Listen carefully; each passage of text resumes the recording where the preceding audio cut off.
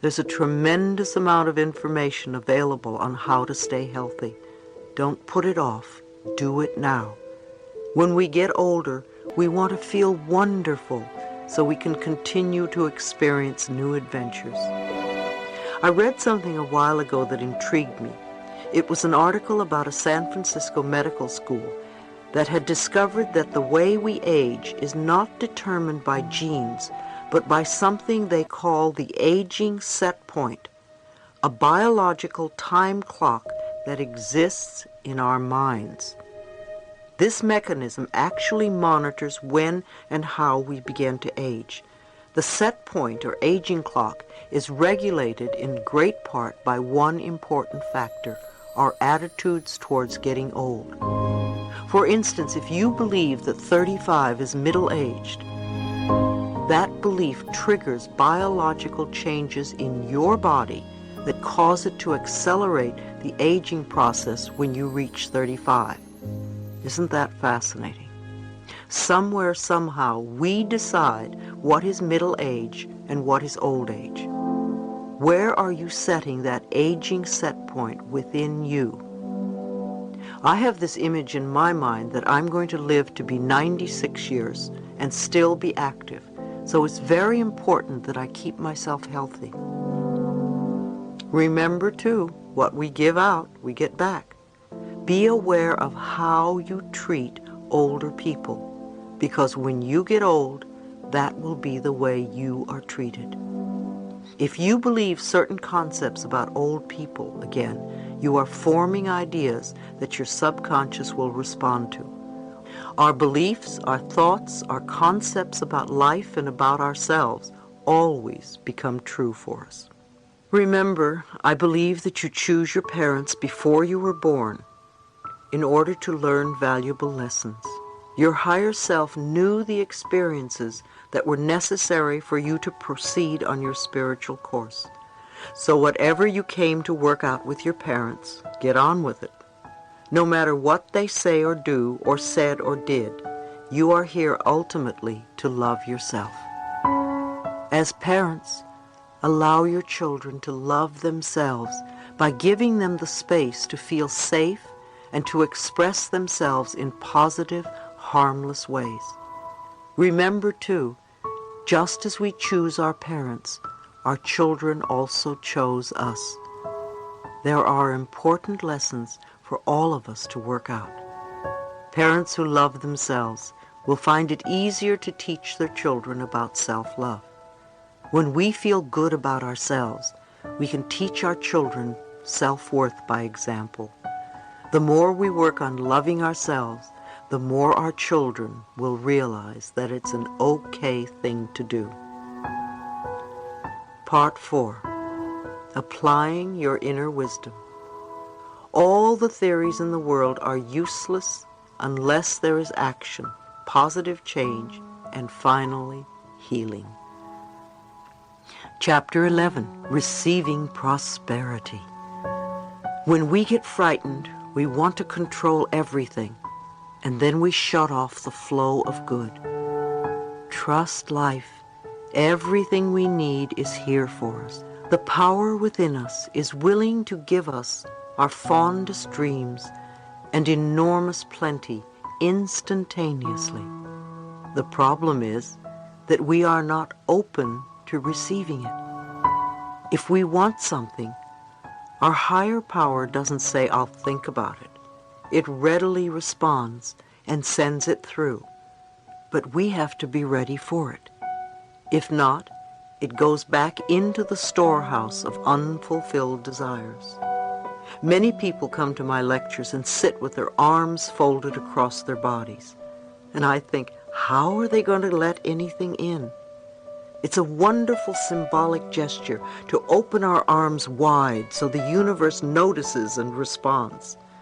For many it's very scary, because if they open themselves up, they will think they may get terrible things, and they probably will, until they change whatever it is inside them that believes they will attract doom and gloom. When we use the term prosperity, a lot of people immediately think of money. However, there are many other concepts that come under the auspices of prosperity, such as time, love, success, comfort, beauty, knowledge, relationships, health, and of course money. If you are always feeling rushed because there isn't enough time to do everything you want, then you have a lack of time. You are poor in time. If you feel that success is beyond your reach, then you are not going to get it. If you feel life is burdensome and strenuous, then you will always feel uncomfortable. If you think you don't know very much and you're too dumb to figure things out, you will never feel connected to the wisdom of the universe. If you feel a lack of love and have poor relationships, then it will be difficult for you to attract love into your life. What about beauty? There is beauty all around us. Do you experience the beauty that is abundant on the planet? Or do you see everything as ugly and wasteful and dirty? How is your health? Are you sick all the time? Do you catch colds easily? Do you get many aches and pains? And then there is money. Many of you tell me there is never enough money in your lives. What do you let yourself have? Or perhaps you feel you are on a fixed income. Who fixed it? None of the above has anything to do with receiving. People always think, oh, I want to get this and that and whatever. However, abundance and prosperity is about allowing yourself to accept. When you are not getting what you want, on some level, you are not allowing yourself to accept. If we are stingy with life, then life will be stingy with us. If we steal from life, life will steal from us. Being honest with ourselves. Honesty is a word we use a lot, not always understanding the true significance of what it means to be honest. It has nothing to do with morality or being a goody-goody. Being honest really has little to do with getting caught or going to jail.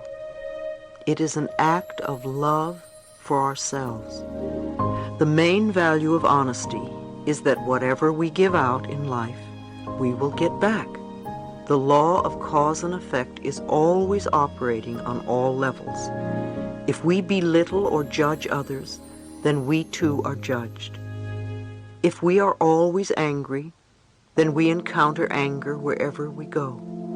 The love we have for ourselves keeps us in tune with the love life has for us.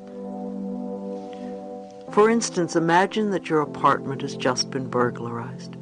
Do you immediately think that you're a victim? My apartment was just ripped off. Who did this to me? It is a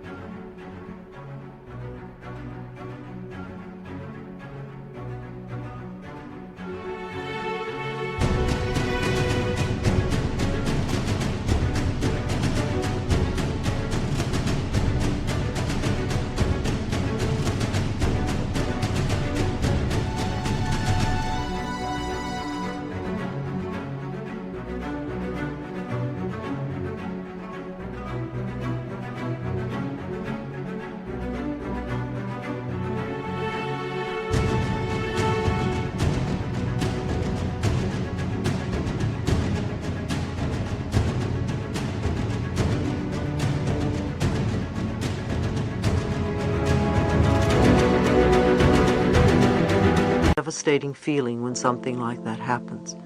However, do you stop to think of how and why you attracted the experience? Again, taking responsibility for creating our own experiences is not an idea that many of us want to accept all the time, perhaps just some of the time. It is so much easier to blame something outside of ourselves. Yet our spiritual growth cannot occur until we recognize that there is little of value outside of us. Everything comes from within. When I hear that someone has just been robbed or experienced some kind of loss, the first question I ask is, whom did you steal from lately? If a curious look comes over their face, I know I have touched a tender spot. If we think back to a time when we took something and then think of what we lost shortly thereafter, the connection between the two experiences can be an eye-opener. When we take something that isn't ours, we almost always lose something of greater value. We might take money or some object, and then we might lose a relationship. If we steal a relationship, we might lose a job. If we lift stamps and pens from the office, we might miss a train or a dinner date. The losses almost always hurt us in some important area of our lives.